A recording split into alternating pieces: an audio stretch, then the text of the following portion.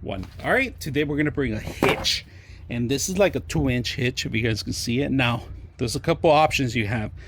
You have a hook area here, so if you want to tug something out or maybe pull something back, you can do that. It has an extra setup. Now there's only one hole. Normally sometimes they have 2 or 3, but today there's only one today. Also, you have another option here to actually set this up somehow in another way to hook up something else to a boat or something, right? You have the pins along with the actual hook.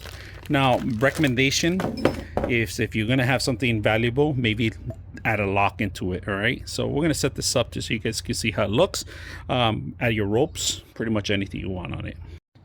All right, for the pin itself, all right, just to let you know, there's 2 layers, but I would just suggest in the middle one.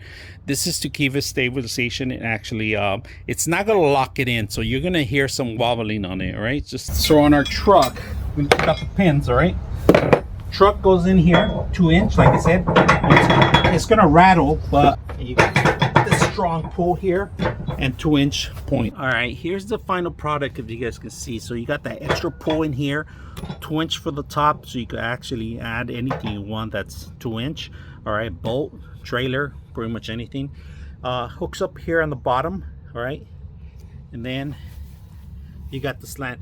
If you want, you could change directions on the slant part of it. My favorite thing is this part right here to pull the thing. All right, so if you have anybody in trouble, stuck in a ditch or something, you got a rope or you got a hook, you can hook this up with an actual rope or hook and pull them out. Pretty much that's how it works. So